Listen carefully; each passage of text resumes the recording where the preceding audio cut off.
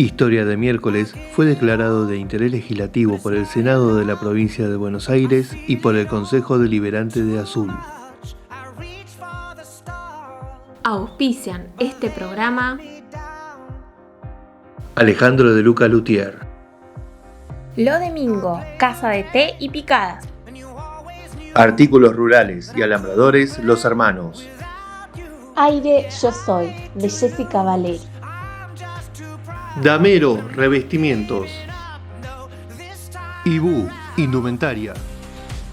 Consejo Deliberante de Azul. Municipalidad de Azul. El pasado 24 de octubre, el Instituto Palmiro Boliano abrió sus puertas para darle la bienvenida no solamente a toda la comunidad, sino también al historiador Alejandro Catarusa, quien disertó en una conferencia acerca de los usos de la historia. Cabe destacar la importancia que tienen estas iniciativas, no solamente para el mundo académico, sino para toda la cultura de la localidad en general.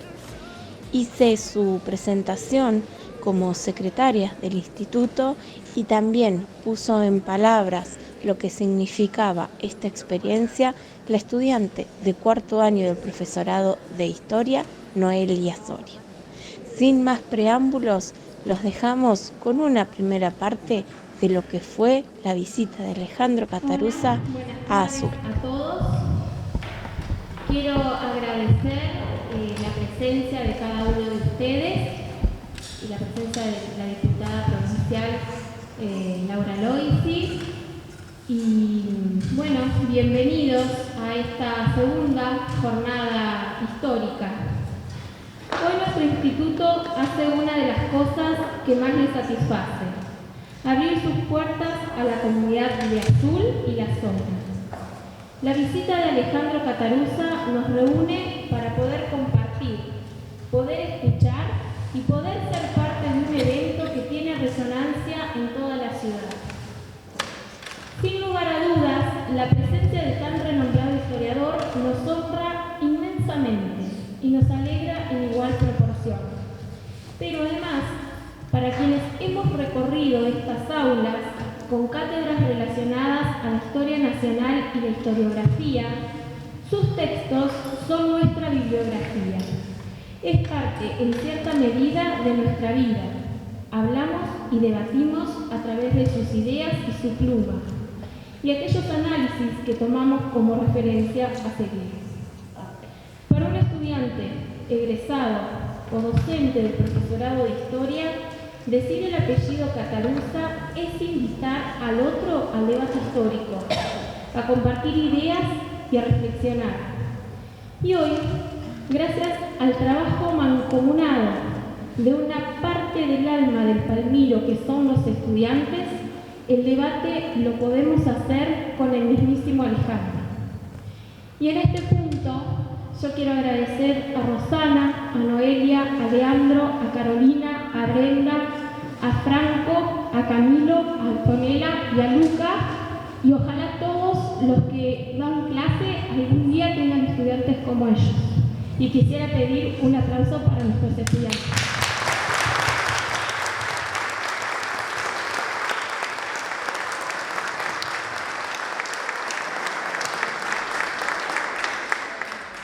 Las jornadas históricas nacen como una propuesta de trabajar interdisciplinariamente la historia nacional y la historiografía.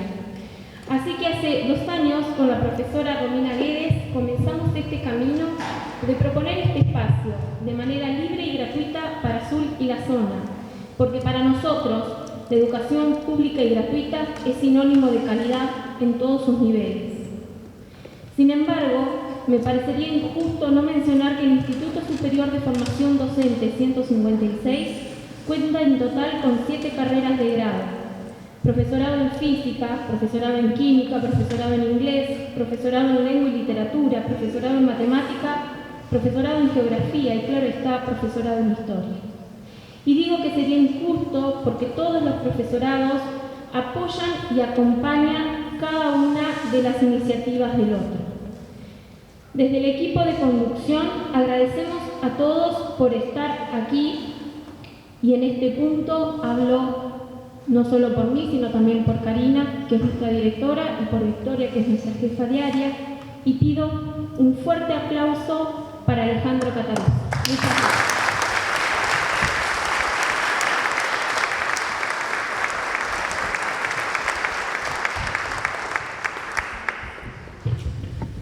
Buenas tardes a todos y a todas. Estamos reunidos aquí para participar en un evento relevante del quehacer de nuestro instituto.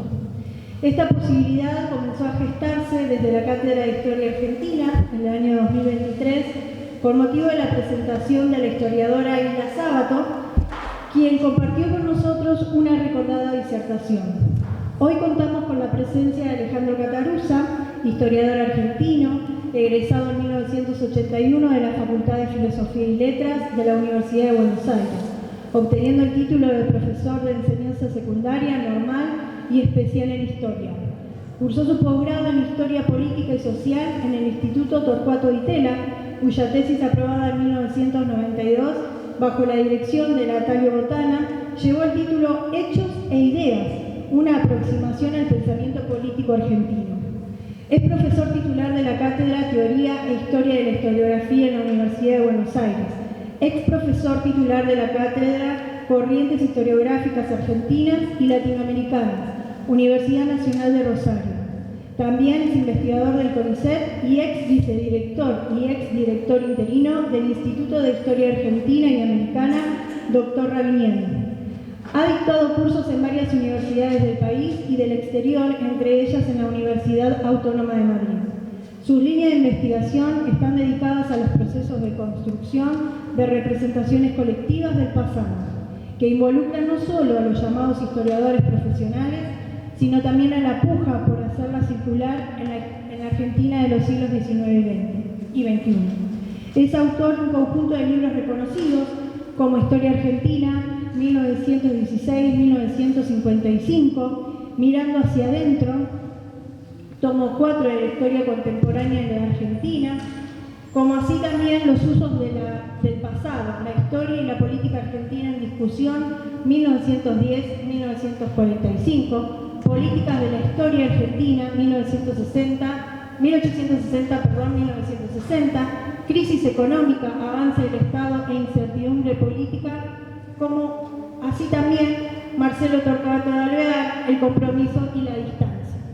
Para nosotros, como estudiantes, es un gusto inconmensurable contar con su presencia, ya que en estos años de trayectoria en educación superior nos acompañó con sus investigaciones y nos permitió aproximarnos a la historia de nuestro país, no solo teniendo en cuenta los aspectos políticos, sino también los sociales, culturales y económicos. Se convirtió en uno de nuestros referentes en el análisis de la historia argentina a fines del siglo XIX y principios del XX, cuando nos inmiscuimos en el profundo cambio que se desarrolló en la etapa de consolidación del Estado. Por otro lado, no podemos dejar de mencionar la importancia que tuvo para quienes formamos parte de esta institución la entrevista realizada por la secretaria de la institución, la profesora en Historia, Angélica Levigna, quien con su conocimiento, organización y responsabilidad ha sabido llevar adelante dicha experiencia y nos ha proporcionado la posibilidad de acercarnos a este historiador y comprender y analizar la importancia que ha tenido en el transcurso de la historia el uso de la misma. Y sobre todo, la importancia de cómo la historiografía ha ido cambiando y le ha dado la importancia que corresponde a los pueblos originarios, que durante tanto tiempo ha sido relegado. Sin más, los dejamos disfrutar de la siguiente disertación. Muchísimas gracias. Bueno, buenas tardes a todas, buenas tardes a todos. Agradezco muchísimo las palabras que escuchamos recién, un halago para mí. Agradezco también la invitación y les agradezco a todas las personas involucradas en este emprendimiento. A mí me resulta grato hablar de este tipo de cosas, quiero decir de las de hoy, pero en general de historia. Las de hoy me refiero a los usos de la historia. Después veremos si ese es el único título o el título más adecuado o el que describe mejor estas cuestiones, pero en todo caso lo que tiene que ver con lo que decíamos recién, las construcciones colectivas de imágenes del pasado que terminan teniendo un efecto fuerte en el presente y una dimensión política que a mí por lo menos se me hace muy evidente. O sea que les decía, para mí es grato, entretenido, divertido y desafiante hablar de estas cosas, así que agradezco con mucha sinceridad la invitación. Voy a empezar entonces por el comienzo, por el título, que fue este uso de la historia, como ustedes saben. Yo creo que no hay ninguna discusión teórica particularmente importante, pero sí hay otras, detrás de lo que voy a decir, pero sí hay otras alternativas que podrían haberse elegido. Usos del pasado, que yo mismo utilicé en otras ocasiones, usos públicos del pasado, usos políticos de la historia, usos públicos de la historia, políticas de la historia. Creo que no hay programas fuertes y diferenciados por detrás de cada una de estas denominaciones, sino que aluden a procesos que tienen que ver con la construcción de imágenes del pasado y su utilización, como decía antes, en combates que son presentes. La denominación esta, o la denominación original, en el sentido de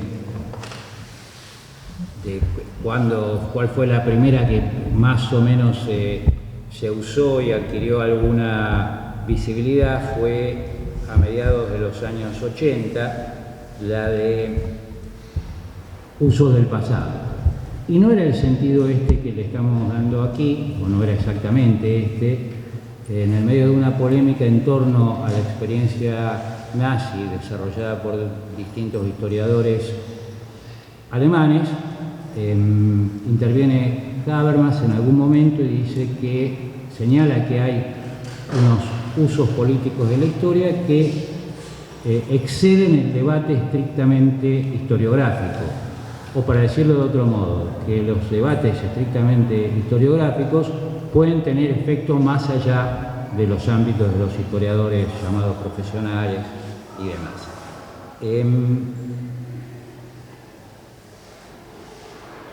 Yo creo que ese planteo inicial hoy en día ya no es que no tenga vigencia, pero se ha perdido por la aparición de denominaciones semejantes que ponen el foco en otras realidades.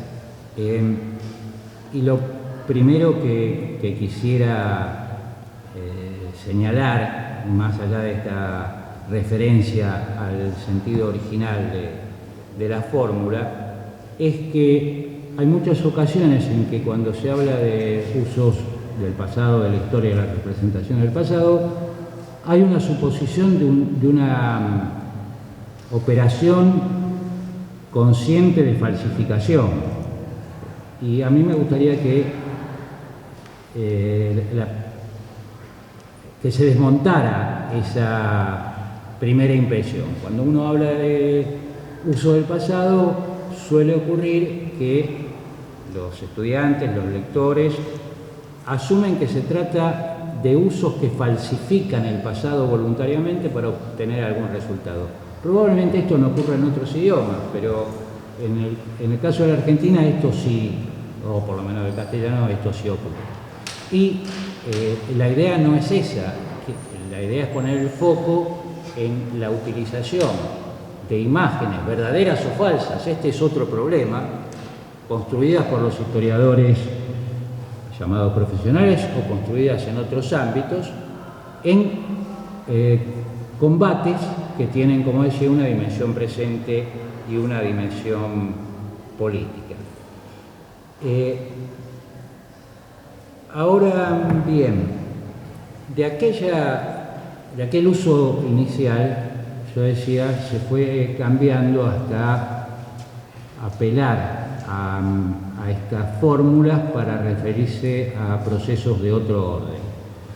Yo creo que desde mediados de los 80 para aquí, este sector de los estudios históricos ha venido a empalmar con otras líneas de investigación también muy productivas y muy activas en la época, y que tienen que ver con esto. Por ejemplo, la de los estudios históricos sobre las memorias colectivas, que también tuvo a partir de los años 80 un momento de explosión, en particular en Europa. Quiero decir con esto no la discusión más teórica entre historia y memoria como dos relatos alternativos o probablemente alternativos del pasado, sino los estudios históricos sobre las memorias colectivas.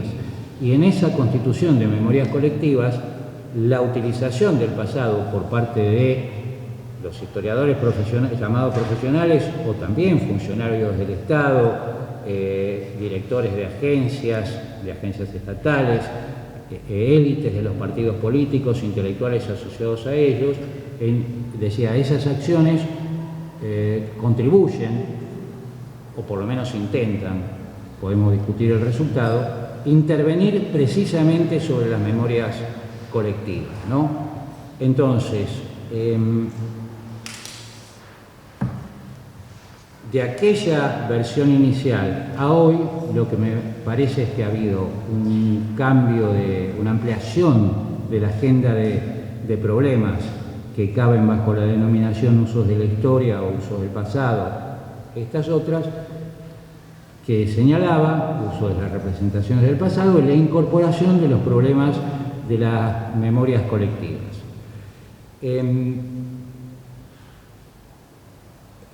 Voy a comentar cómo fue que yo me aproximé a estos temas.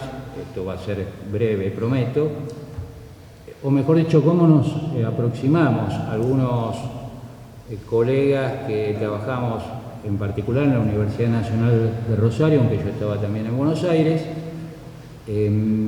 cómo nos aproximamos a esta agenda de cuestiones. Nosotros éramos profesores, como decíamos recién, de dos asignaturas vinculadas a la historia y la historiografía. Una en Buenos Aires, que se llamaba como habitualmente Teoría e Historia de la Historiografía, y otra en Rosario, que se llamaba Corrientes Historiográficas Argentinas y Americanas. Cuando digo nosotros, pienso fundamentalmente en Alejandro Bujanian, un colega de Rosario, con quien publicamos Políticas de la Historia.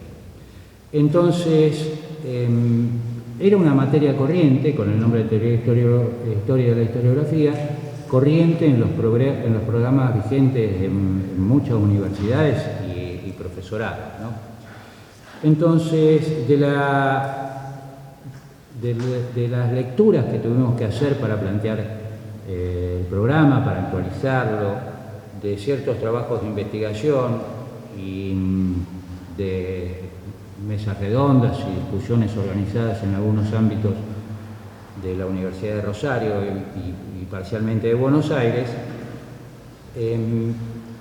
concluimos, o por lo menos nos pareció que era productivo asumir como punto de partida más que concluimos, que si la pregunta que nos inquietaba era social, si la pregunta era efectivamente por las representaciones colectivas del pasado, lo que debía tenerse en cuenta era que los historiadores participan en esa construcción de imagen colectiva del pasado. No hay que desdeñar la participación de los historiadores y de sus instituciones en esas operaciones porque, entre otras cosas, manejan programas de escuela, programas, quiero decir, de los distintos niveles educativos, redacción de manuales, libros como los que andan circulando por allí.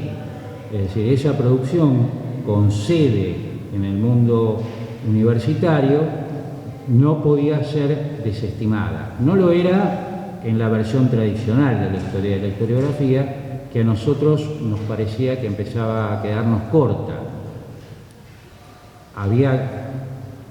Si la pregunta era social, como decía, había que abrir el horizonte, la mirada a otros modos de intervención sobre el pasado y de construcción de imágenes sobre él, sin desdeñar la tarea de las instituciones de los historiadores llamados profesionales. Es decir, los historiadores participan y tienen un poder fuerte a la hora de promover imágenes colectivas del pasado, pero hay también otros actores. Algunos de ellos los mencioné, pero ahí se pueden sumar muchos más. Yo decía funcionarios estatales, personas que dirigen museos y organizan guiones, personas que organizan archivos y archivos audiovisuales en particular, personas que deciden cuáles son los días que deben homenajearse como feriados, dónde y a quién homenajear con un monumento o con una estatua. Todo esto no era resuelto, o no siempre era resuelto, en los ámbitos de los historiadores profesionales. Decía funcionarios estatales, pero también grupos políticos, intelectuales vinculados a los grupos políticos,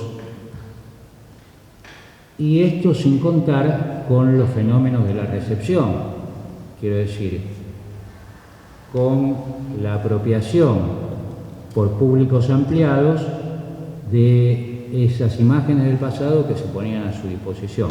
Por supuesto, esto era a mediados de los 80, hoy tendría que sumar a todo esto los celulares y TikTok y ¿cómo se llama la otra aplicación? Que para mí son una incógnita. Hay, de todas maneras, ya están circulando algunos trabajos y algún seminario sobre la influencia de los nuevos medios en la difusión de la historia, en los estudios históricos. Hay algún libro español sobre el impacto de los juegos en la construcción de imágenes del pasado por parte de niños, niñas y adolescentes.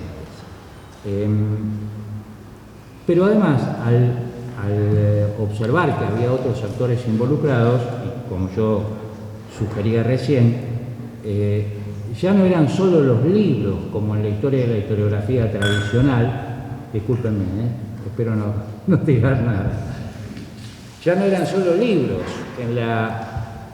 que eran, digamos, el objeto de estudio de la historia de la historiografía en sentido tradicional. Eran otro tipo de prácticas, otro tipo de acciones, otro tipo de productos culturales. Como decía, homenaje, monumento, decisiones de qué día se trabaja y qué día es feriado, nombres de calles, lugares que deben ser preservados, todo un conjunto de operaciones que, realizadas en el presente, tienen por objeto intervenir en el pasado. Vuelvo a repetir, esto por haber hablado de cuestiones semejantes una vez más, discúlpenme, lo voy a repetir. No tiene nada que ver con la precisión, la falsedad, la verdad, es sencillamente registrar unos intentos de operación y de utilización de apelaciones al pasado para cuestiones que se juegan en el presente. De este modo, lo que ocurrió fue que se fue reconfigurando el objeto de estudio, que con las personas de las que hablé le atribuíamos a la materia. Ya no era, como decía, la producción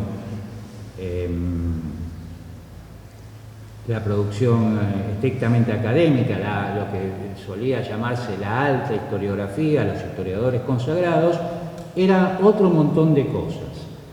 Después les voy a decir el vértigo que sentimos cuando nos dimos cuenta qué puerta habíamos abierto, porque claro, esto podía ser inacabable.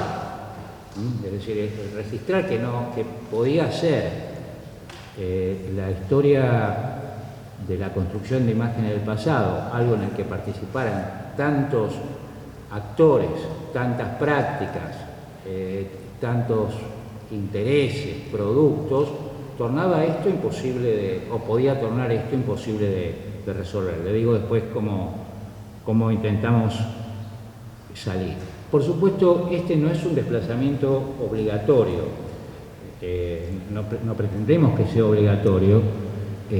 Como yo decía, la historia de la historiografía tradicional concentrada en la producción de los historiadores consagrados, me parece que juega un papel y un papel importante, pero esto fue lo que nos pasó a nosotros. Nos preguntamos, por ejemplo, ¿por qué dejar afuera a los intelectuales comunistas?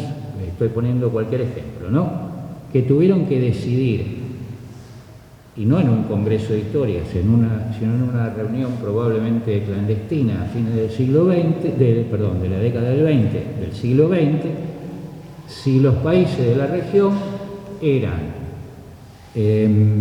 países coloniales o semicoloniales o se habían cumplido la etapa democrático burguesa de la revolución. Caramba, hubo muchos militantes, el Partido Comunista todavía en 2000 y pico llamaba a culminar la revolución inconclusa. Una pena, me olvidé, cuando esto lo digo en clase, suelo traer un volante del PCD de 2010, alrededor de 2010, donde llama a culminar la revolución inconclusa. La revolución inconclusa es porque el partido había decidido que mayo no había sido una revolución democrático burguesa plena, por lo menos no una plena, por eso eran colonias o semicolonias estos países. ¿Por qué esa producción a cargo de intelectuales que incluso algunos de ellos luego alcanzaron cierta fama y que había condicionado la visión del pasado de un actor político muy importante, por ejemplo en la década del 30, no formaba parte de los objetos de estudio que eran legítimos para la materia que teníamos entre manos? Nos parecía que valía la pena probar. Entonces, ya no se trataba, como decía, de la producción solo de los historiadores, sino de distintas prácticas referidas al pasado y entonces las representaciones del pasado se transformaban en escenario y objeto de luchas presentes y por ello de luchas políticas. Quiero decir con esto que, visto desde nuestras perspectivas,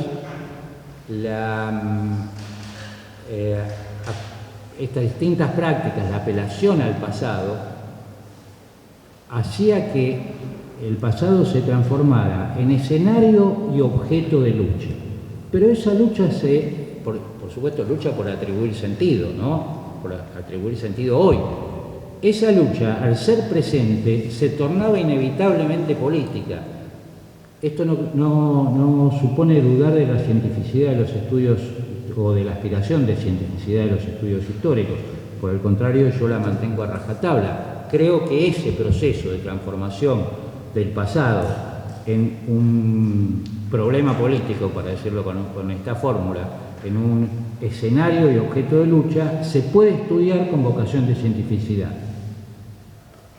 La misma vocación que antes aplicábamos a la producción de los historiadores, ahora aplicado a otro montón de prácticas que tienen por objeto el pasado.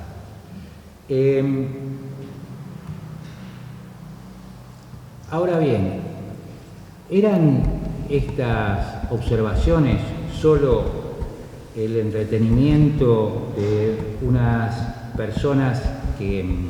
Estoy mirando la hora para no pasarme,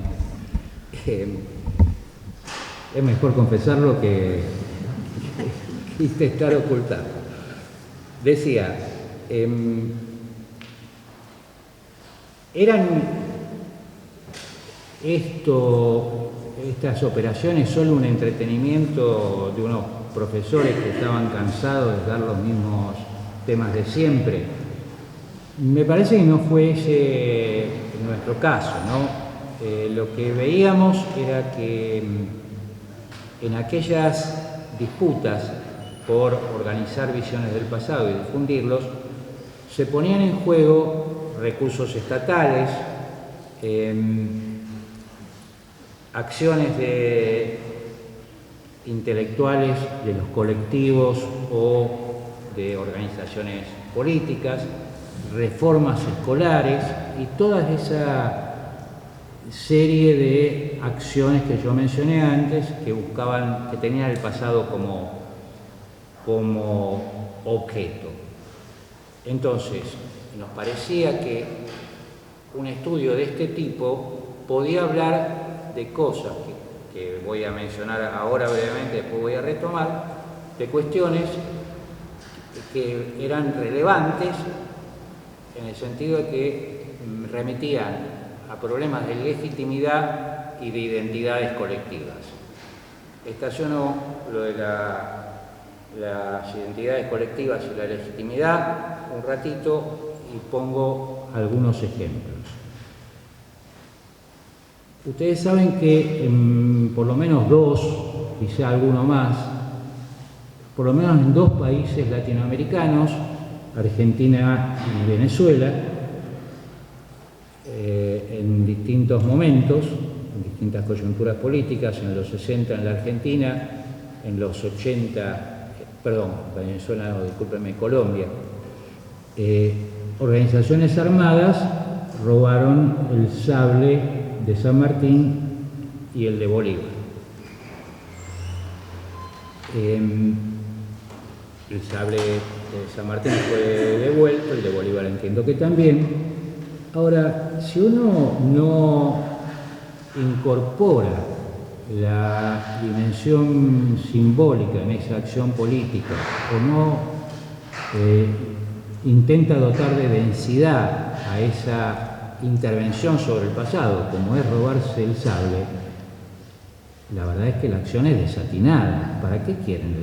Una organización armada, ¿para qué busca apropiarse de un sable de un libertador consagrado o de unos libertadores consagrados, arriesgando hombres, arriesgando dinero o en operaciones militares que son desde ya clandestinas?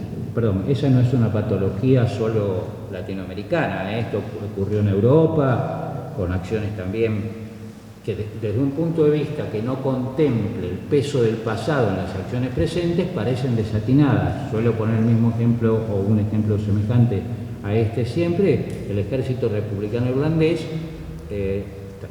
una organización conocida por todos y clandestina, a la que le costaría conseguir armas, explosivos, dinero, los arriesgaba para volar una columna de homenaje a Lord Nelson, que había muerto hacía bastante tiempo ya. Entonces, si uno no le agrega ese sentido político de la discusión por el pasado, son operaciones que parecen desatinadas.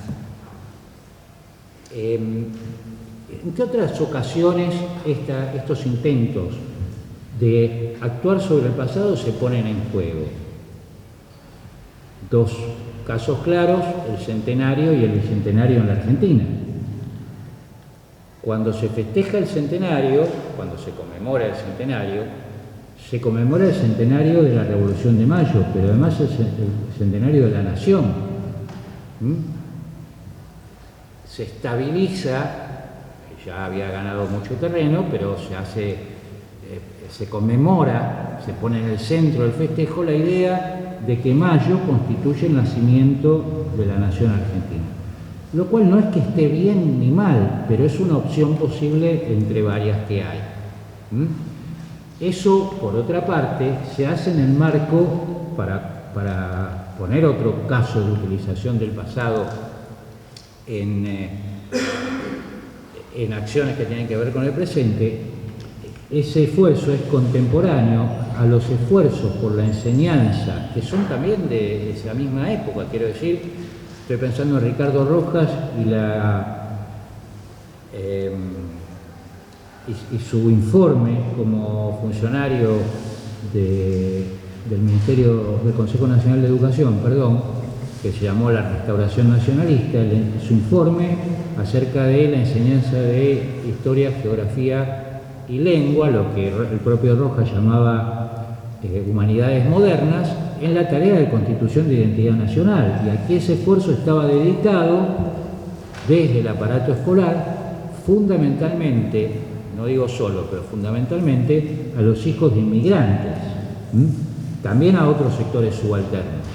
Bien, la historia era utilizada, era una herramienta principal, según entendían muchos grupos de funcionarios y de intelectuales, era una herramienta principal en el proceso de nacionalización de masas, de creación de patriotismo de masas que se estaba persiguiendo, que se estaba buscando como un desafío, que era la llegada de inmigrantes. Yo mencioné, dije el centenario, pero ya que estamos podemos agregar el bicentenario. El bicentenario también es una conmemoración de ese tipo que recoge la herencia de la primera conmemoración e intenta darle otro sentido. ¿Recuerdan el tema del mapping proyectado sobre el Cabildo, ¿no? Sobre la catedral, sobre el Cabildo? Más las intervenciones de funcionarios públicos, presidentes y diputados, intelectuales, en torno a qué era lo que se estaba conmemorando, la protesta de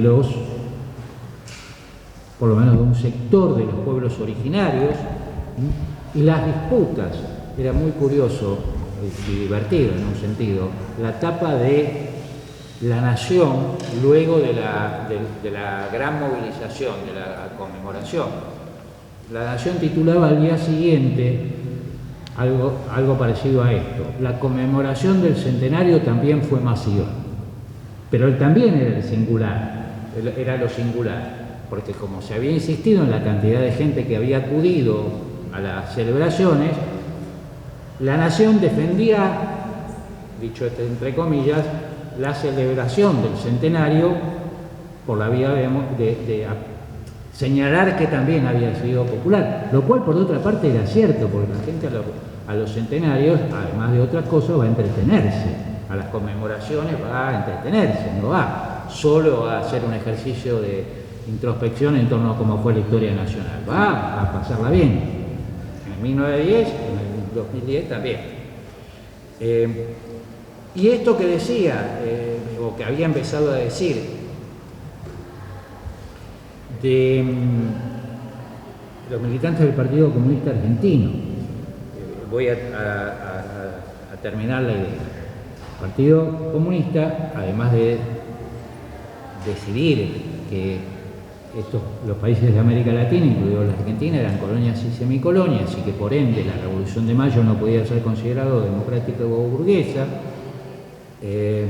sino que había que encarar una transformación que fuera la revolución democrático-burguesa, que no había ocurrido en su forma agraria y antiimperialista, y en algunos momentos son muy duros con Mayo y con el conjunto de próceres tradicionales.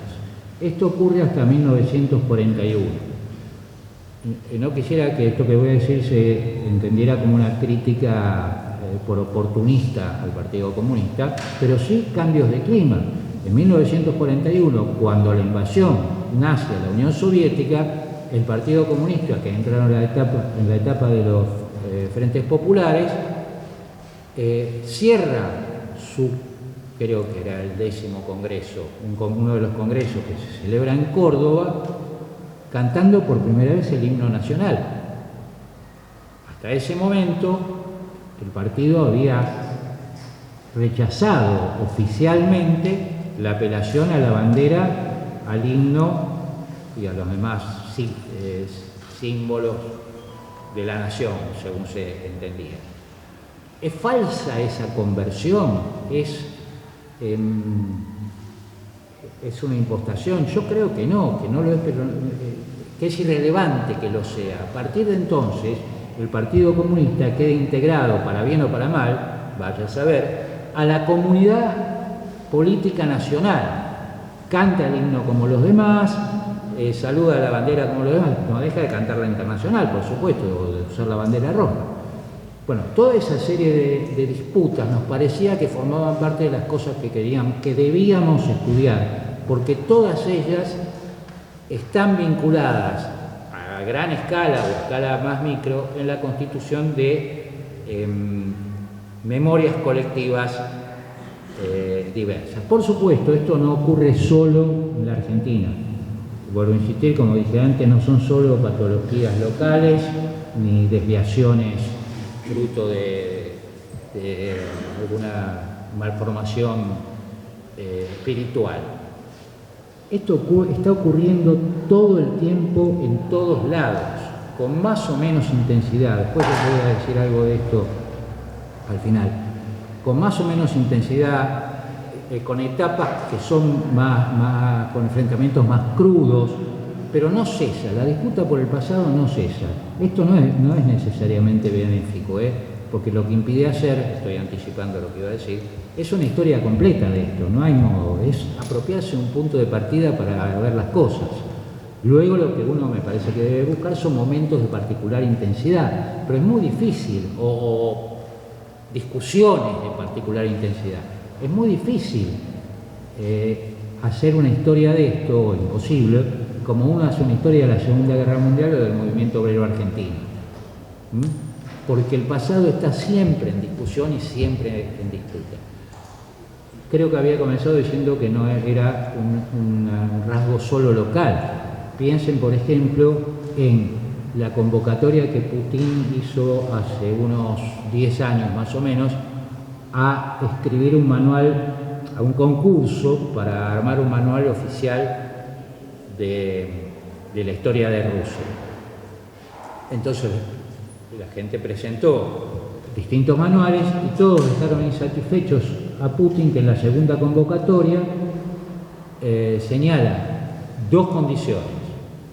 La primera, que se plantee la autocracia como un modo de gobierno propiamente ruso, y la lectura de la guerra contra los nazis como gran guerra patria. Es decir, el presidente dice, miren, los manuales de historia tienen que decir esto. El Estado interviene allí en la creación de objetos que van a ser utilizados en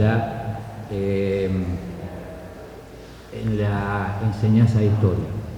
Pongamos otro ejemplo, dos más, para hacerlo corto, pero hay miles. En España, la ley de la memoria histórica de hace unos 10 o 12 años, las cuestiones de las estatuas de Franco, el nombre de Franco en las calles y demás. Y en Francia, un caso que es interesante porque revela, me parece, lo de las dobles varas. En Francia, el Parlamento sanciona una ley que establece el negacionismo del Holocausto como un delito. Pasa el tiempo y unos 15 o quizá 20 años después se empieza a discutir también en el Parlamento una ley llamada Gasó. Esa ley señalaba que toda vez que se denunciara la acción colonialista de Francia sobre el norte de África, debían mencionarse también los efectos benéficos. Y la comunidad de historiadores reacciona y dice, no, esto no. ¿Por qué lo de la doble vara? Porque el Holocausto parece ser una buena causa, pero la defensa del colonialismo no. Ahora, ¿se entiende qué digo, no? La protesta de la comunidad de historiadores franceses no fue por la intervención del poder político en que debía enseñarse que no. Fue, en un caso, giró en torno a los valores, eso quiero decir, ¿no? En un caso se admitió y en otro no. Entonces, La cuestión que veíamos era que las imágenes de la historia se usan, y volviendo al título de aquí, ¿no? Los usos de la historia en sus representaciones, al menos para dos cuestiones centrales, decía yo. Se usan en el presente, para la discusión presente, al menos en dos cuestiones centrales. La de la legitimidad y la de las identidades colectivas, que está íntimamente relacionada con las memorias colectivas.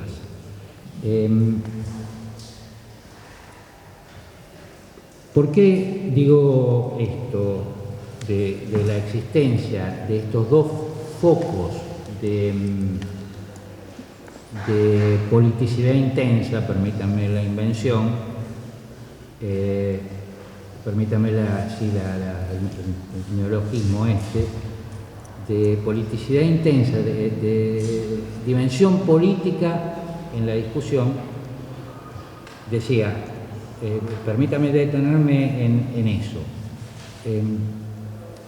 La legitimidad está en juego porque hay una suposición muy extendida en muchos ámbitos nacionales, salvo en algunas épocas de crisis revolucionaria fuerte, y aún en épocas de crisis revolucionaria también en apelación al pasado, que las políticas que se proponen se tornan más legítimas por ser más antiguas y por ende más nuestras. Se pueden filiar con algún momento previo. Por ejemplo, la nacionalización de YPF con las políticas supuestamente propuestas por Mariano Moreno en el Plan Revolucionario de Operaciones. Fíjense que acá también funciona, aun si es falso, el Plan Revolucionario de Operaciones. Vieron que finalmente se destrabó el debate, hubo mucha gente que cometió pifias más o menos fuertes, y aún con mucha sabiduría, mucho trabajo empírico, pero finalmente, gracias a Google, se llegó a la conclusión de que inapelablemente el Plan Revolucionario de Operaciones estaba tomado de una novela que circulaba en la época. Y sin embargo, a pesar de esto, funcionó y fue expresado por muchos intelectuales importantes la idea de que la nacionalización de ciertas empresas, en particular YPF, se enlazaba y se legitimaba porque Mariano Moreno lo había propuesto el petróleo, ¿no? Quiero decir, había propuesto una intervención activa del Estado en propiedades de ese tipo hacía más de 100 años. Lo de la legitimidad de ciertas políticas o de cierto orden político general tiene como uno de sus fundamentos, en quienes apuestan a ella, la idea de que si logran exhibir la relación con fenómenos, procesos, proyectos, próceres del pasado, van a conquistar más fácilmente legitimidad. Y esto se hace por derecha y por izquierda. Y lo de las identidades colectivas en relación con las memorias colectivas, que pueden ser en clave nacional, pero también pueden ser en otras claves, étnicas, por ejemplo, en el caso de los pueblos originarios, pero en el caso europeo de los nacionalismos periféricos. Es muy curioso que los nacionalismos vasco y catalán, apelen exactamente a las mismas operaciones que el Estado Nacional Central, que las que puso en juego el Estado Nacional Central a fines del siglo XIX. Estandarización de la lengua, creación de una academia de la lengua euskera o catalana, enseñanza en la escuela de tal lengua, televisión. Ustedes saben que el pronóstico del tiempo en el País Vasco, en la zona española del País Vasco, se hace para la zona francesa también, ¿no? Claro, el pronóstico, esto es un poco banal, pero digo, es muy ilustrativo de las convicciones de que las naciones existen así de manera dura. Entonces, en el pronóstico del clima del noticiero de la televisión vasca española aparece incluido la zona francesa del País Vasco, o sea, el País Vasco es ese. Decía, identidades que no solo son nacionales, pueden ser étnicas, pueden ser regionales, como en este caso. Porque ¿cuál es la idea que subyace a esto? Que todos los que nos llamamos de algún modo argentinos, vascos, españoles, lo que sea, tenemos una historia común. Yo no conozco en el siglo XIX nociones de nación, salvo quizá la fundadora de la Revolución Francesa, que la tenía desplazada, la de Sieyès, ¿no? Las naciones del tercer estado, pero aún ahí había alguna filtración. Todas las ideas de nación suponen que somos tal cosa porque hemos tenido una historia común, hemos tenido la misma. Por eso somos franceses y no campesinos, franceses y no mujeres, franceses y no obreros o patrones.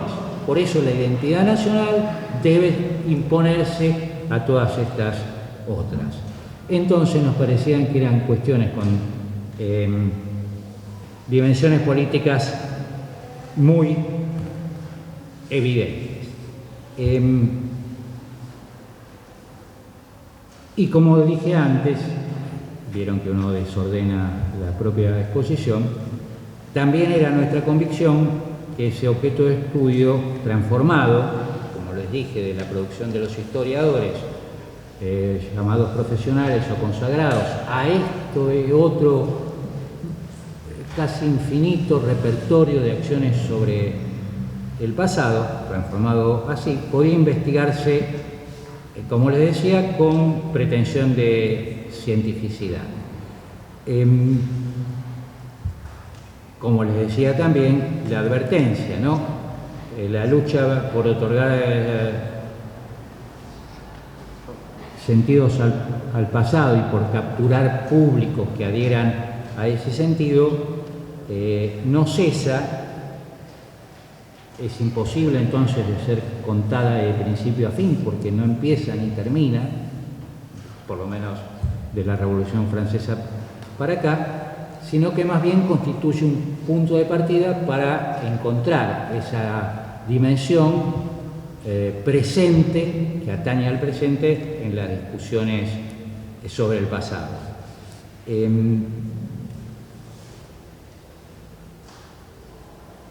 Eso era lo que estábamos tratando de hacer, como les decía, junto a estos grupos de colegas con los que estábamos comprometidos en esta tarea. Y yo creo que voy a desempolvar ahora una cita que había olvidado, una cita que leí cuando estudiaba y que durante muchos años tenía absolutamente olvidada y ahora vengo citando con excesiva frecuencia. Pero me parece que es muy reveladora, que explica muy bien lo que creíamos en ese momento. En lo que aquí se llamó Introducción a la Historia, de Marc Bloch, que por cierto se están cumpliendo ahora 80 años de su fusilamiento como miembro de la Resistencia, que el libro llevaba por título El oficio del historiador. Aquí fue a parar en general en América Latina a la zona de metodología de la biblioteca, cuando en realidad a mí me parece, junto con algunos, inspirado en algunos autores como Máximo Mastro Gregori, que el libro intentaba explicar la utilidad social de la historia. Esa era la pregunta que daba el libro. Si lo recuerdan, el libro comienza con una pregunta que se supone que el hijo de Bloch le hace a él: papá, ¿para qué sirve la historia? No es un dato menor que empiece así el libro, ¿no? Entonces es probable que esa sea la búsqueda de respuesta a la utilidad social de la historia. Ahí Bloch dice algo que es lo que yo les decía, que durante años había olvidado y que había vuelto a mi cabeza hacía poco y ahora lo repito infinitamente. Bloch dice, la auténtica cuestión no es saber si Cristo murió en la cruz y al tercer día resucitó, sino por qué tanta gente cree en la crucifixión y en la resurrección, o porque ha creído durante tanto tiempo en la crucifixión y en la resurrección. Y a nosotros nos parecía que estábamos haciendo eso, en el sentido de que no nos preguntábamos en realidad qué había sido Mayo, porque para eso teníamos que ser especialistas en el siglo XIX. Lo que nos preguntábamos es por qué tanta gente creyó que Mayo era el centro simbólico de la nación, Mayo o el gaucho o algún otro, no digo Mayo con exclusividad, durante tanto tiempo, o por qué cree que la última dictadura militar es un parteaguas en la historia argentina, o por qué no cree tal cosa. ¿Se entiende? Desplazar la pregunta no al pasado puro y duro, sino a los mecanismos que hacen que esa interpretación se sostenga. Con esto termino, porque estoy en hora, y les agradezco mucho la atención.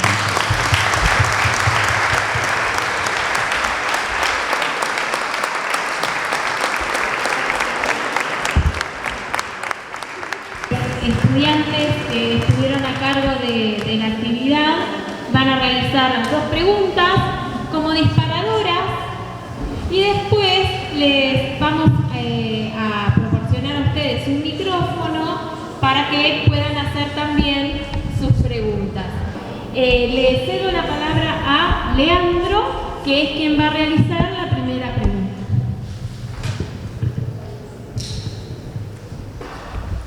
Bueno, buenas tardes.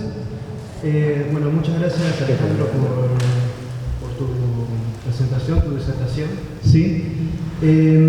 Nosotros pensamos alguna serie de preguntas. ¿Sí? En primer lugar, podemos mencionar o traer a colación una fecha, podríamos decir, controversial, ¿no? Conmemorativa, que es, por ejemplo, el Día del Respeto a la Diversidad Cultural. ¿Sí? Pensar en este sentido, ¿cuál es el límite por ejemplo, si existe un límite que se le pueda dar al uso de la historia, sabiendo que existe un trasfondo, ¿no?, de exterminio a los pueblos originarios en América, la situación de trabajo forzoso, de esclavitud, ¿no? Y por otro lado, también agregar a eso, diferencia es la primera pregunta, ¿qué rol cumplen los medios de comunicación en la construcción o difusión de los relatos historiográficos o en la difusión de la historia, ¿no? Bueno, Leandro, ahora no me pasé mucho, ¿no? No, estuve bien, ¿no? Bueno, son 2 de las preguntas del millón, sin duda. Los límites.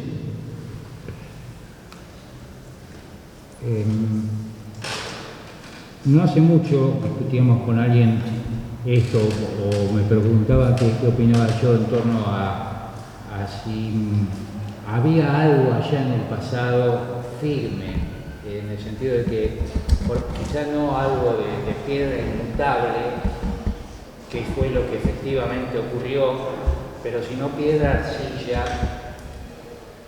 Y por supuesto, cuando uno pone el foco en estos usos del pasado y en esta, como yo decía en el clave de Bloch, en por qué creen esto, no importa si fue o no fue, o importa menos si fue o no fue,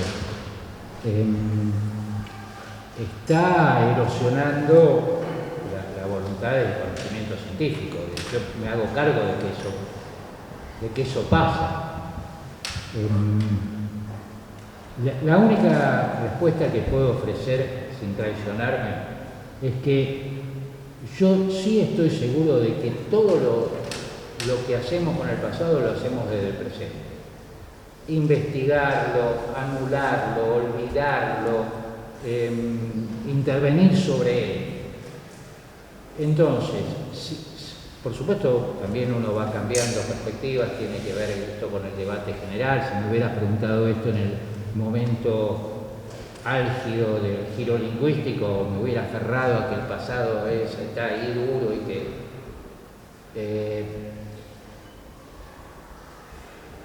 diría eso.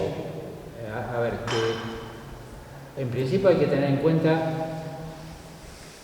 que las cosas que uno hace con el pasado las hace desde el presente.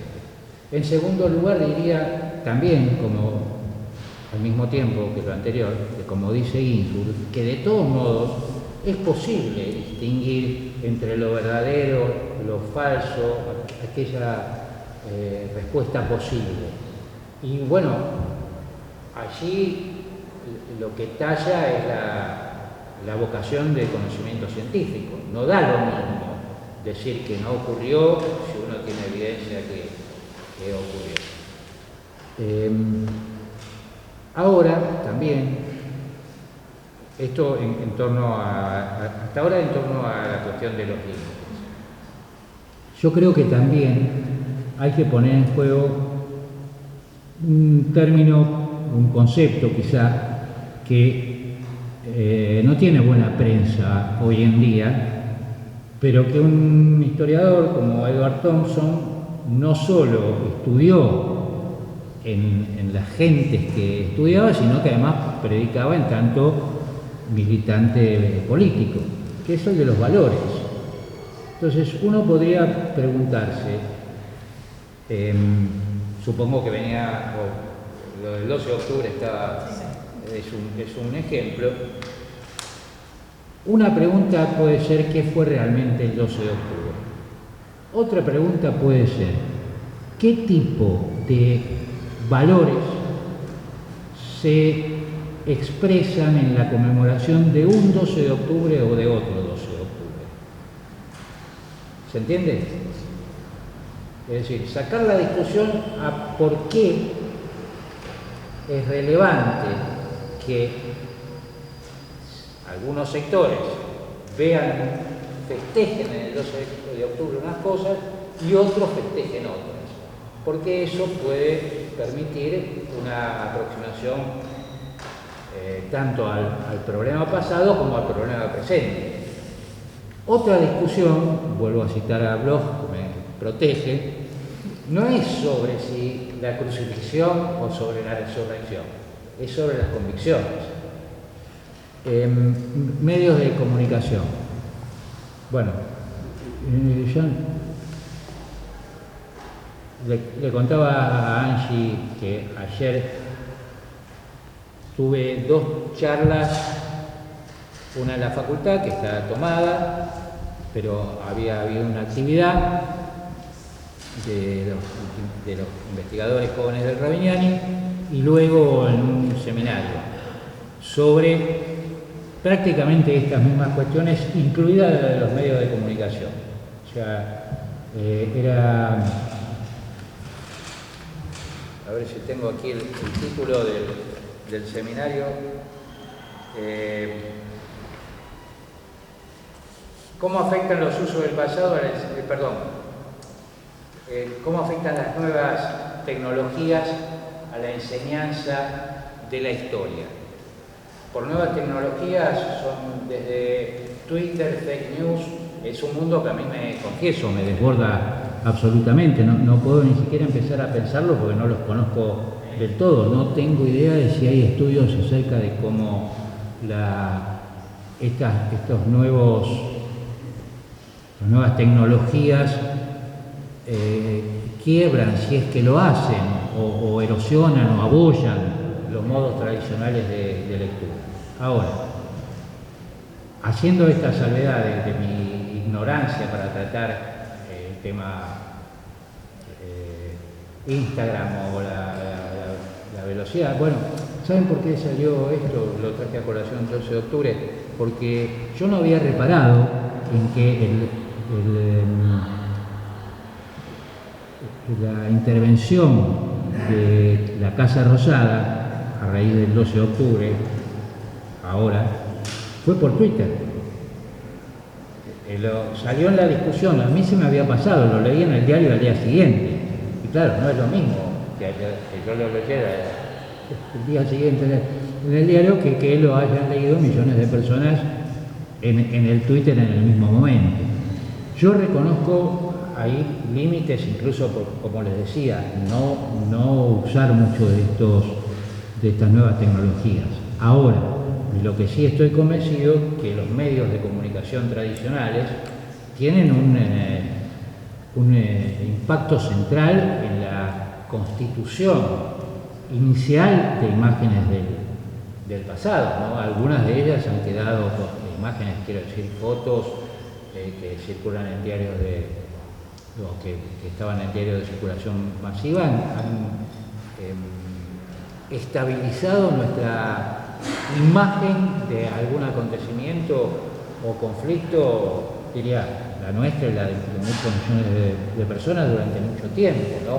Algunas de ellas incluso se supieron falsas, lo voy a decir de modo con precaución, pero ¿recuerdan la imagen del combatiente republicano en la Guerra Civil Española que está cayendo, no lo voy a hacer acá pero está cayendo con el fusil vestido de miliciano, está cayendo hacia atrás? Bueno, se encontraron ¿cómo se llamaba lo que antes venían los rollos? Los negativos, varios negativos con la foto ensayada, al parecer una foto armada. Y durante años esa fue la foto o una de las fotos que formateó nuestra imagen de la Guerra Civil Española, o por lo menos de la heroicidad del ejército republicano, de los milicianos y demás. Así que sí, me parece que aún los medios de comunicación tradicionales son cruciales en esa constitución, incluso de imágenes no solo de su presente, sino que proyectan hacia el pasado.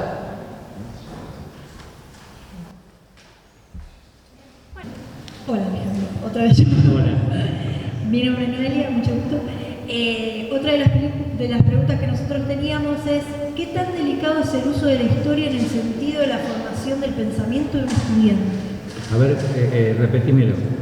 ¿Qué tan delicado es el uso de la historia en el sentido de la formación del pensamiento de un estudiante? ¿De pensamiento disidente? De un estudiante. Ah, te escuché cualquier cosa, perdón. Bueno, a ver, es una pregunta difícil. Yo creo que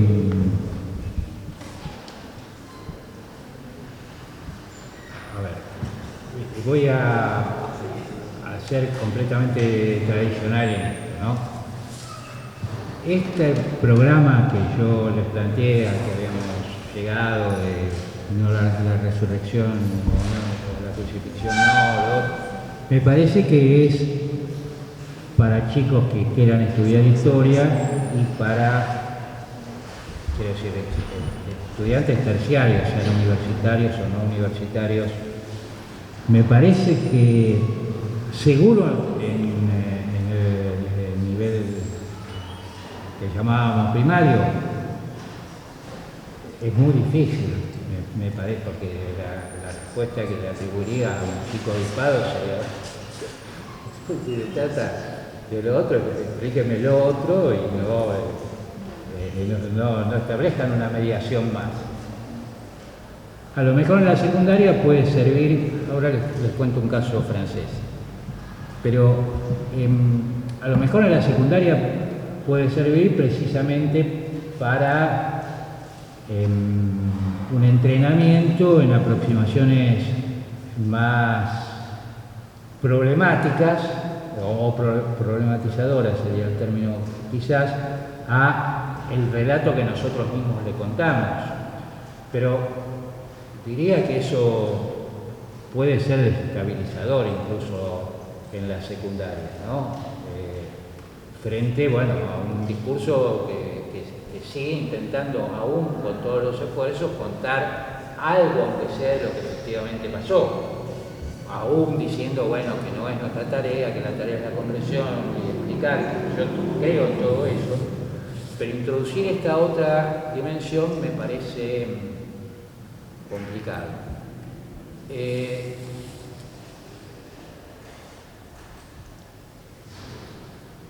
Yo les decía que no era solo el entretenimiento de unos profes de historia aburridos de explicar siempre lo mismo. A mí me parece que en el nivel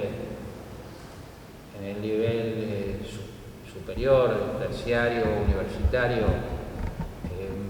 vale la pena ofrecer esta agenda de problemas, aún a costa de que surjan las preguntas que hacíamos recién. Bueno, ¿qué queda del pasado si lo que importa es lo otro?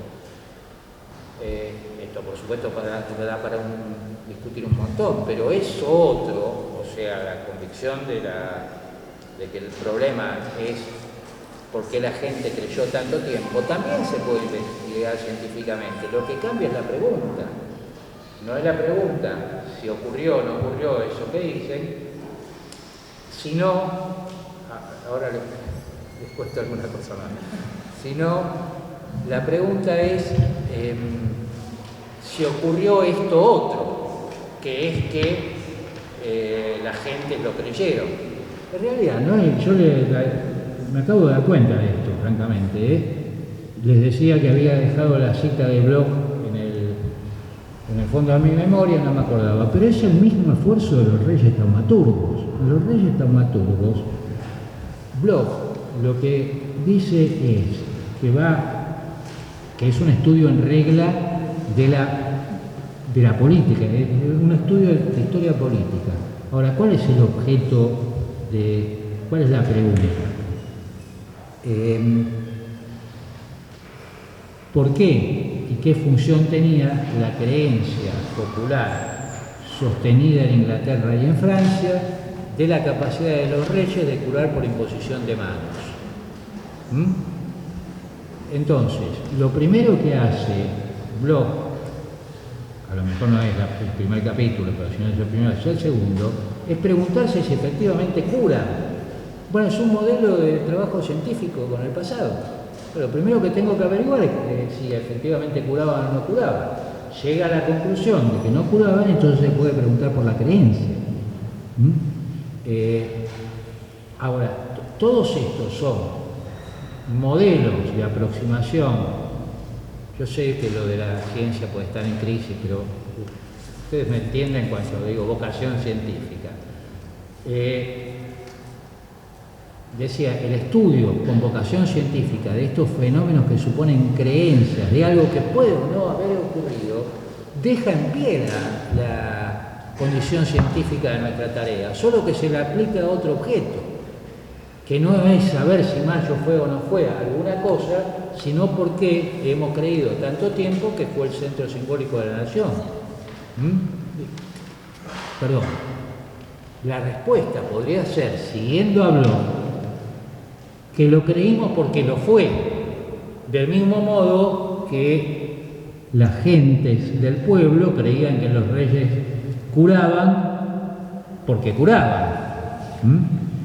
Hubiera estado bien agregar el Reiki y algunas otras prácticas actuales a la serie que Bloch termina todavía en la Edad Media, ¿no? Pero digo, esto por supuesto, es otra matriz cultural, lo sé, pero la idea de que hay posibilidad de curación por imposición de manos muestra una persistencia enorme, aún desde distintas vertientes culturales. ¿Te contesté? Sí. No, y les dije, sí. El ejemplo de Francia, les dije que me olvidé. El de Bloch era uno. No, ya sé, lo de Francia. En pleno éxito de los annals, yo diría que en torno a los años 70, al comienzo de la década del 70, quiero decir, en pleno momento del éxito de los annals, porque se había transformado en el grupo más prestigioso de la historiografía mundial, publicar en la revista tenía un efecto consagratorio, todos querían hacer historia como Brodel. La historia sale de la currícula de la escuela primaria francesa como materia obligatoria, se transforma en una práctica disparadora. Es curioso, ¿no? Y reponen la enseñanza obligatoria de la historia después de un debate que se inicia con una campaña de agitación, digamos, de una revista de divulgación, y que la terminan saldando dos presidentes muy afectos a las lecturas históricas, como eran Mitterrand y Giscard, un debate entre ellos. O sea que esta gente también se planteaba estas mismas cuestiones, ¿no? Porque es cierto, la enseñanza de la historia a lo Brodel en la escuela primaria es un desafío complicado. Esas dos cosas eran las que quería agregar. Bueno, buenas tardes a todos, buenas tardes Alejandro, muchas gracias por tu respuesta, por tu disertación, y junto a mis compañeros queríamos hacerte una última pregunta de todas las que hemos confeccionado. La pregunta es la siguiente: observando el uso de la historia en los discursos políticos, ¿se puede afirmar que los relatos históricos son utilizados para fomentar la cohesión social o por el contrario para dividir a la sociedad? Muchas gracias. Para el final no lo entendí, no lo escuché. Para fomentar la cohesión social o por el contrario para dividir a la sociedad. Sí, yo creo que esos han sido dos de los objetivos centrales y más explícitamente políticos. También voy a poner aquí algunos ejemplos. Lo de la cohesión social tenía que ver con la cuestión esta de las identidades colectivas, y ahí yo señalaba que la Revolución Francesa para aquí diría que la constitución de identidades o los intentos de constitución de identidades nacionales son de los procesos más interesantes y más fuertes que se puedan pensar. En ese sentido hay un clásico que es el de Hobsbawm, de Banderas al Viento, el capítulo famoso, pero yo les recomiendo, ahora salió en castellano, pero después de muchísimo tiempo, pero les recomiendo con fervor el libro de un historiador norteamericano que se llama Eugene Weber, como Max Weber. ¿Lo conocen ese libro? Se llama de campesinos a franceses. Es uno de esos títulos que resumen todo el libro en una frase. Es la constitución de ciudadanos franceses, por ende, gente que cree compartir, además de una serie de rasgos políticos y demás, una historia común en la Francia de 1870 en adelante. El capítulo sobre la escuela es fantástico, es fabuloso. Y la historia, la enseñanza de historia, fue una pieza en ese arsenal.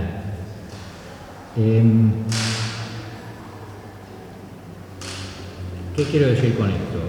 La organización de un cuerpo de historiadores profesionales es de esta misma época, en Francia, pero también en otros escenarios. Y los historiadores y los funcionarios asumían que la tarea de los historiadores, quiero decir, los historiadores pensaban sobre sí mismos, pero los funcionarios asumían que la tarea de los historiadores era forjar ciudadanos y patriotas. En estos términos, esto es comillado, no es que yo los acuso o los felicito de tal cosa. Ciudadanos y patriotas. Les decía, decía Lavis, un historiador francés muy importante, con un manual de fines del siglo XIX, que vivió hasta tiempos pasada la Primera Guerra Mundial, autor de manuales muy vendidos. Si el maestro, por supuesto era un manual de primaria, ¿no? Ahora pensando en el maestro que enseñaba historia. Si el maestro no ha logrado que el alumno, esto es casi textual, se convierta en un ciudadano responsable de su patria, un ciudadano responsable de su nación, y no está dispuesto a dar su vida por la patria, habrá perdido lamentablemente el tiempo. Esto a años de la Primera Guerra Mundial. Y Pierre Vilar, un historiador marxista francés, del ala izquierda de Annales, decía en 1966, con una cierta vocación de provocación, porque él mismo después recoge el reel, pero plantea así crudamente, la unanimidad, vieron que lo de la cita me lo acuerdo bien, sobre todo porque lo digo con convicción, pero es casi textual de nuevo.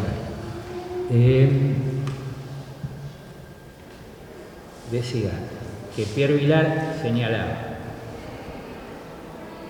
la existencia del hecho-nación es mensurable estadísticamente por la extensión del comportamiento de 1914. ¿Qué está diciendo? Que los ciudadanos fueron a las trincheras a morir por la patria. Esto es lo que usa Vilar para decir, es evidente que la nación francesa existe en ese momento. ¿Quién hizo la nación? Se pregunta. Fue la escuela. Ahora, y creo yo, esto no lo dice Vilar, y en la escuela se enseñaba historia. La enseñanza de historia era una herramienta en esa tarea. Dice él, ahora hay que preguntarse quién hizo la escuela. Le saltan al cuello Juan y otros historiadores que hay por allí, que estaban en ese congreso, y le dicen, no fue solo la escuela, fue el modo de trabajar en el capitalismo, la extensión del horario, el papel de los trenes al acercar las poblaciones y bueno, el ritmo de trabajo del capitalismo industrial y demás. Vilar dice, sí, fue todo eso, pero yo quise subrayar el hecho de que la extensión de la escuela primaria, vuelvo a repetirlo, donde se enseñaba historia, supuso la sistematización de la destrucción de las culturas folk, o sea, regionales, previamente existentes. En 1870, el 80% de la población, o más o menos, esto era de Weber, era población campesina, no habían salido de su aldea. Muchos dirigentes sindicales de los años 30 recuerdan haber salido de su aldea por primera vez para hacer el servicio militar. En el proceso, entonces, lo que extendí, pero lo que quise decir, que el proceso de organización de naciones, aparatos estatales y conciencia nacional fue de las transformaciones más enormes de la historia de la humanidad. Eso ocurrió a fines del 19 y hasta algún momento de acuerdo a cada lugar, a cada ámbito nacional. Y en esa construcción de naciones y de conciencia y de identidad nacional, la historia tuvo un lugar. Pido, cuando aquí Rojas dice usar la historia, la lengua nacional y la geografía nacional, la enseñanza, para enseñar a los hijos de los inmigrantes, tiene en la cabeza lo mismo: homogenización social, uniformidad social, que, para bien o para mal, eso podemos opinarlo, podemos discutir sobre esto, que supone también no diría destrucción como Vilar, pero por lo menos el paso a un segundo plano de identidades subalternas previamente existentes, fuera de pueblos originarios o fuera de inmigrantes. Recuerden que la idea de Rojas no es actuar sobre los inmigrantes, sino sobre sus hijos.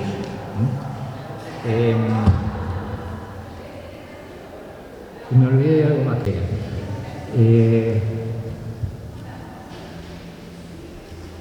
Eso. La historia tenía una función social, según creían los propios profesionales que impulsaron el proceso de consolidación institucional y estabilización metodológica, y según creían los funcionarios estatales. Ya me acuerdo que eran los funcionarios estatales. Eso puede ser lo que vos llamás homogenización, o lo que ustedes llaman homogenización. Pero fíjense que eso también implica un ejercicio de violencia simbólica, a lo mejor no material, dependerá del caso. La historia también podría usarse para esto otro que vos llamaste, no me acuerdo qué término usaste. Para dividir la sociedad. Para dividirla. Efectivamente. Piensen que las identidades nacionales, insisto, después podemos hacer un seminario entero de si para bien o para mal, buscan homogeneizar. Todos somos franceses o argentinos, o por supuesto, los éxitos. A ver, todos somos eso, ¿no? Franceses, argentinos o lo que fuera. Y lo más importante es que somos eso. No tiene importancia si somos proletarios, campesinos, propietarios, mujeres, hombres o vascos, en el caso español, o catalanes.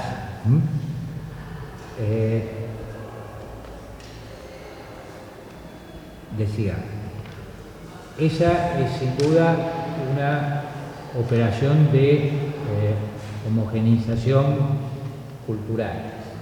Esos procesos de homogeneización cultural tuvieron siempre resistencias, nunca hubo procesos que avanzaran sin resistencia. Las resistencias a veces eran oblicuas, seguir hablando el idioma regional en el ámbito doméstico, o a veces fueron más estruendosas. Los procesos de unificación fueron más rápidos y más exitosos en algunos ámbitos y en otros no. En algunos se deshicieron. Después de la caída del muro de Berlín, por ejemplo, o de la caída de la Unión Soviética. Pero no solo eso, los nacionalismos llamados periféricos en España, menos en Francia, tienen alguna vitalidad. O sea que también ahí hay cierto fenómeno social que hay que registrar, me parece. Eso, solo esa cuestión, que no son procesos en los que el Estado avance sin ninguna resistencia, sino que hay muchas veces una resistencia oblicua y a veces una más estruendosa, y que a veces procesos de unificación nacional fueron más sencillos y más exitosos y otras veces no. En el caso español parecen depender centralmente después de la Guerra Civil, quiero decir, de un acuerdo entre las regiones y el gobierno central, que es un acuerdo centralmente político. Bueno, no sé si contesté. Sí. Bueno, no sé si alguien más tiene alguna pregunta para hacer. Sería como ya la última para poder ir cerrando la jornada. Nosotros trajimos los libros de biblioteca de Alejandro, que Leila nos alcanzó, y estimo que luego de finalizado y con los agradecimientos pertinentes, podremos tomarnos una foto con vos, Alejandro, ¿no? Sí, claro, por supuesto que sí. Bien, ¿alguien tiene alguna otra pregunta? ¿Se puede pensar una normalización desde la historia en diferentes etapas para poder construir un registro histórico? A ver, ¿Se puede pensar una normalización respecto a la sociedad, tomando la historia como para pensar etapas, para tener un registro histórico de datos para poder pensar esa normalización, ¿no? Lo que permite dar coherencia al objeto de estudio de la historia. La pieza que me falta ahí es a qué te referís con lo de normalización. A lo que se llama patologización. Sí. A lo que sería, cómo ese concepto influye. Estudiado desde la historia. A ver, espera, precisamos la pregunta. La cuestión sería cómo el concepto de patologización... Sí tiene que ver con etapas de la historia. Sí. ¿Cómo se puede pensar? Pero se me escapa algo de lo de la relación entre la patologización y las etapas históricas. Claro, se puede pensar por etapas, si es que hay etapas. ¿Historia? Sí, sí. Por eso. No, en general decís... Sí, en general. Sí, bueno, la operación de... A ver, ya que estamos... les digo algo que me parece que puede tener alguna utilidad. En lo de las etapas, todo intento de periodización, de reconocer periodos o etapas en un proceso histórico que naturalmente es continuo, claro, es una operación intelectual del historiador. Bueno, del historiador, acabo de decir que no quiere decirlo. Es una operación intelectual del historiador y siempre supone un bosquejo explicativo.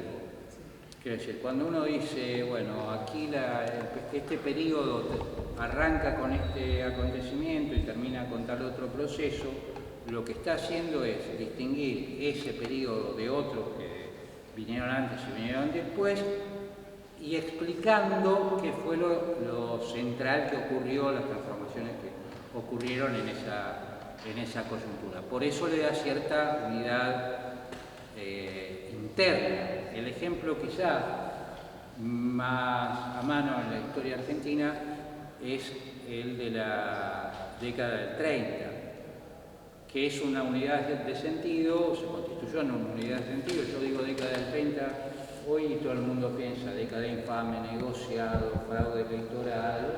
Hay una serie de contenidos que ya están adheridos a la noción. Bueno, esa imagen de los 30, que no digo que sea falsa, tampoco digo que sea verdadera, pero en todo caso, esa imagen de los 30, que fue sí muy exitosa y duradera, se constituyó desde coyunturas peronistas, desde coyunturas donde el peronismo ya existía, no quiero decir en gobiernos peronistas. Ya se venían formando. Claro, y la noción, la constitución de esa fórmula de los años 30, en la década infame, tiene lugar en el momento de la disputa 1945-1946, que es la disputa electoral entre el peronismo y el antiperonismo, donde cada uno cada adversario contaba unos años 30 que lo dejaban bien parado frente al combate actual, el combate de las elecciones de 1946. Los inventos fueron magníficos, y los silencios. Les cuento una historia breve y después vuelvo. Ustedes saben que en 1934 Arturo Jauretche, un intelectual forjista en esa época, radical, había escrito un libro que se llamaba El paso de los libres. Eran sus memorias como su recto radical en la revolución de 1933, que empieza El paso de los libres. Ese libro se publica en el año 34 con un sello editorial que no dejaba lugar a dudas, La Boina Blanca se llamaba. ¿Quién prologa el libro? Jorge Luis Borges. ¿Por qué Borges nunca recordó esto y Jauretche tampoco hasta muy tarde? ¿Por qué nadie dijo en 1945 yo tengo un libro que prologó Borges? Porque no era funcional a la batalla que estaban librando en el 45-46. ¿Me entienden? Todo el mundo se construía trayectorias en los 30 que desembocaban en el lugar que querían correcto en el momento en el que estaban disputando. Ahora, y el segundo momento de constitución de esa unidad de sentido, que son los años 30, es el fin de la década del 50, comienzo de la década del 60, cuando entre 1955, caída del peronismo, y 1965 más o menos, aparecen montones de libros, Puigros, el propio Jaureche, Abelardo Ramos, también Aldo Ferrer, un historiador económico muy influyente, que terminan de darle forma a esa idea.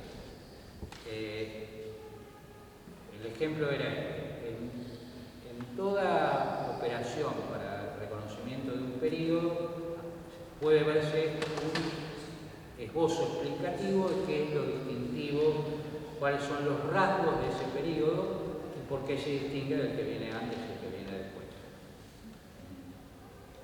Respecto a la patologización, eso lo dejé afuera porque no entraba en mi horizonte.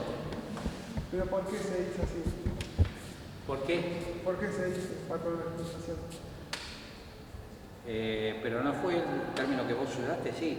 No, yo dije normalización. Sí. Pero, me pareció en algún momento había dicho patologización. Sí, yo dije. Entonces, vos decís, ¿por qué se ve patológico? Claro. No, bueno, pero eso, claro, esos son uno de los mecanismos de dominación más fuertes y más frecuentes, que es estabilizar qué es aquello que se llama la normalidad o lo normal y dejar fuera una serie de casos o realidades o actitudes que no se alinean con ella. Pero yo por eso lo articulé con etapas, para pensarlo en etapas como método de la historia. Que tuviera centro en esto de normalización, patologización. Claro. Yo por lo pronto no conozco si eso se ha ensayado. La verdad que no sé qué decirte en torno a qué resultado podría dar. La verdad que no lo sé. Bueno, creo que vamos a darle un fuerte aplauso.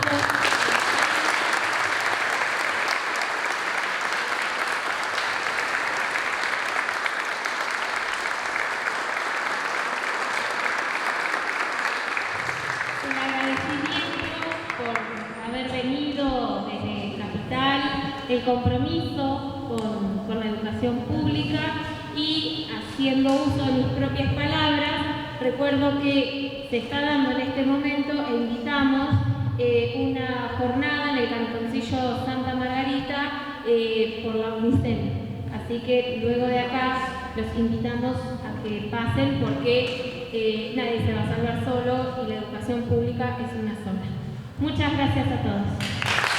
Muchas gracias.